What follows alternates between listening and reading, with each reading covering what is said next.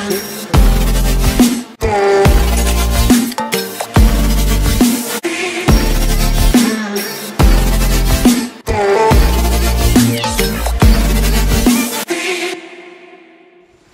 नमस्कार, मी Swanand Joshi food life with स्वानंदमध्ये तुम्हा सगळ्यांचं मनपूर्वक स्वागत करतो। मंडळी, आपल्यातल्या अनेकांना एक सवय असते, कुठली तर जेवण झालं की काही ना काहीतरी गोड आपल्याला तोंडात टाकायला लागतं, इन्क्लुडिंग मी।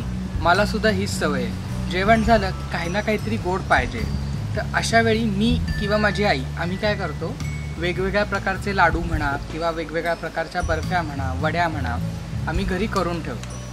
असंच त्याच्यावरती वेगवेगळे प्रयोग करतो। तर आज त्यातलीच एक बर्फी मी तुम्हाला दाखवणार आहे, नारळाची बर्फी। आता नारळाची बर्फी तुम्ही म्हणाल मी तुम्हाला दाखवली आहे, तर त्यातलंच एक व्हेरिएशन मी तुम्हाला दाखवणार आहे। आज आपण करणार आहोत बीट आणि नारळाची बर्फी। बीट आणि नारळाची बर्फी करण्यासाठी सगळ्यात आधी आपण आता गॅस लावून घेऊया। गॅस आता आपण मीडियम करूया आणि यात मी घालणार आहे 1 चमचा साजूक तूप।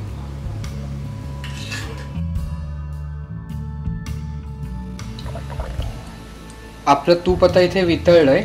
आता मी याच्यात घालणार आहे ओलं खोबरं। एक पूर्ण बाउल भरून मी ओलं खोबरं घेतलंय।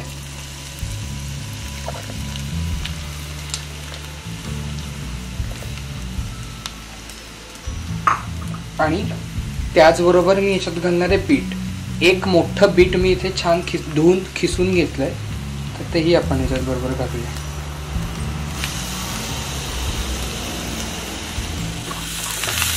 आता हे दोन्ही आपण छान मिक्स करून घेऊया।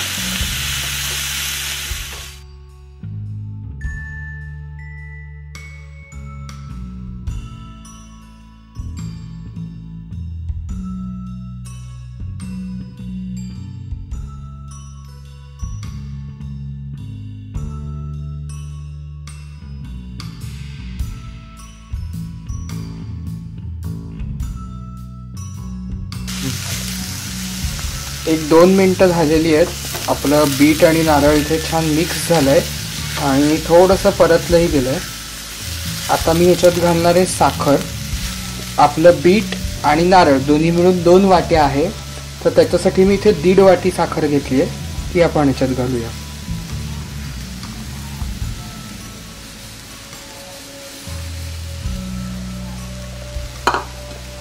आणि हे मिक्स करून घेऊया।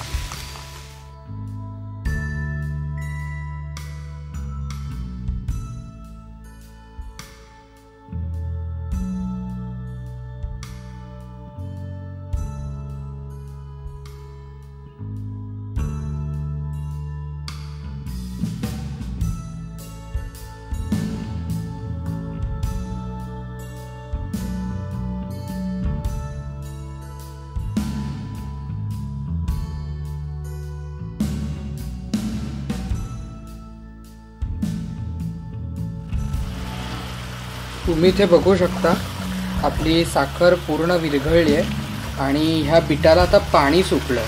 त्या पाणी सुटल्यामुळे हे मिश्रण थोडंसं पातळ होतं। तर आता हे घट्ट होईपर्यंत आपल्याला छान शिजवून घ्यायचं आहे। ह्याचा गोळा झाला पाहिजे इतपत आपल्याला हे शिजवायचं।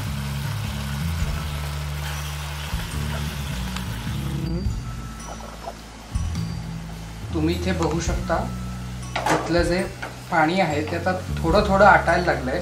अजून हे पूर्णपणे घट्ट झालेलं नाहीये, पण आता हे होत आलंय। तर ह्या स्टेजला मी याच्यात घालणार आहे आणखीन 1 चमचाभर तूप। आणि आता आपण हे छान मिक्स करून घेऊया।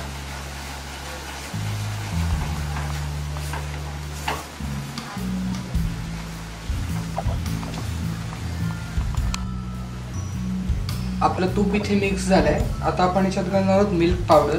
मी एक अर्धी वाटी मिल्क पावडर घेतली, ती आपण याच्यात घालूया।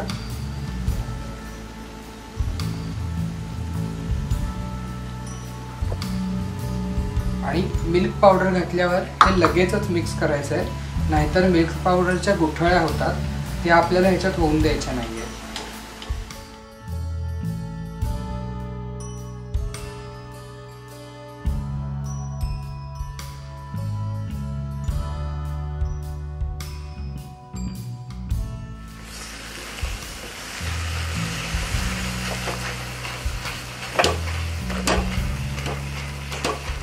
एखादा मिल्क पावडरचा गुठळा राहिला असेल तर तो लगेचच मोडून टाकायचा.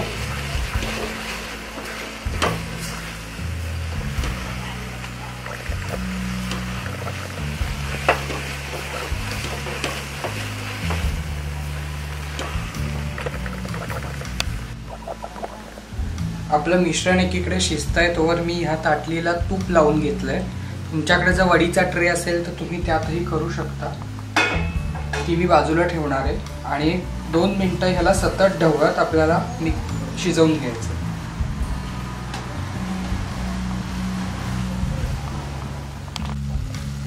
तुम्ही इथे बघू शकता आपलं मिश्रण इथे तयार झालंय. ह्याचा व्यवस्थित गोळा होतोय आता आणि हे खाली चिकटत नाही आहे बुडाला. आणि जेव्हा आपण हे खालनं वरती करतो तेव्हा ह्याला एक पांढरा फेस येतो. हे असं झालं की आपलं मिश्रण तयार आहे. आता मी गॅस बंद करणार आहे. तुम्ही बघू शकता किती सुंदर रंग आला आहे ह्याला. आणि हे जे मिश्रण आहे ते आपण ज्या ताटलीला तूप लावून ठेवलंय त्या ताटलीवर घेऊया.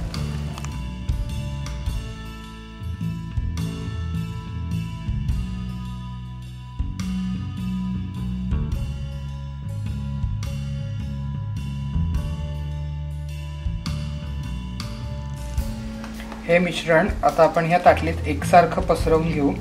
तुम्ही वाटीचाही वापर करू शकता. मी मागच्या 2-3 व्हिडिओमध्ये तुम्हाला दाखवलंय की वडी थापताना वाटीचा वापर कसा करायचा ते. तुम्ही जर ते व्हिडिओ बघितले नसतील तर त्याची लिंक मी खाली डिस्क्रिप्शन बॉक्समध्ये देतो. तेही व्हिडिओ नक्की बघा, तेही तुम्हाला नक्की आवडतील. छान एकसारखं पसरवून घ्यायचं आहे. आता मी ह्याच्यावर घालणार आहे काजूचे काप. तुमच्या आवडीप्रमाणे तुम्ही कुठलेही नट्स ह्याच्यावर घालू शकता. काजू, बदाम, पिस्ता.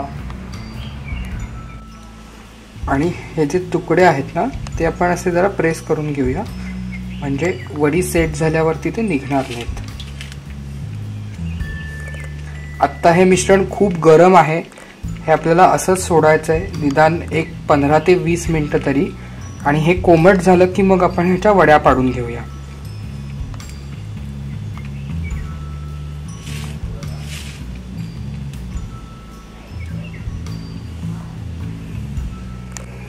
आपलं मिश्रण इथे कोमट झालंय. आता आपण ह्याच्या वड्या कट करून घेऊया.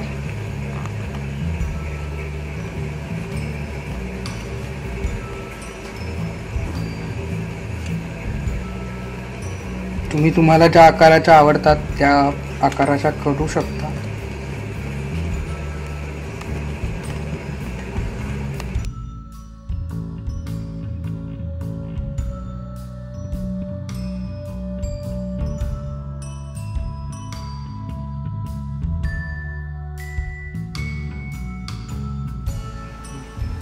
आपली बर्फी ते गार झाली आहे. आता ते आपण सोडवून घेणार आहोत. तर त्यासाठी मी इथे एक धारेचा असा कालथा घेतलाय. त्याच्या मदतीने आपण ह्या सोडवूया. आता आपण ह्या सोडवून घेऊ. तुम्ही बघू शकता आपली बर्फी किती सुंदर दिसते आणि खूप छान रंग आलाय ह्याला. आणि किती सुंदर टेक्स्चर. मी एक हाताने तोडून दाखवतो. हे बघा.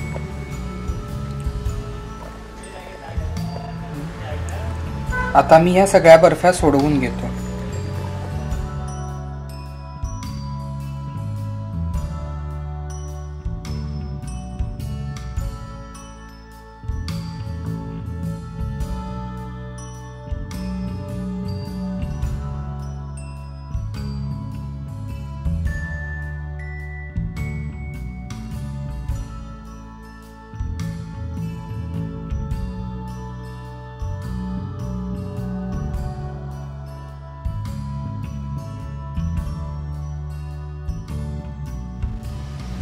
मंडळी, तुम्हाला आजचा हा बीट आणि नारळाच्या बर्फीचा व्हिडिओ कसा वाटला हे नक्की मला कमेंट करून सांगा. लाईक करा, शेअर करा आणि सगळ्यात महत्त्वाचं म्हणजे सबस्क्राईब करायला विसरू नका. धन्यवाद.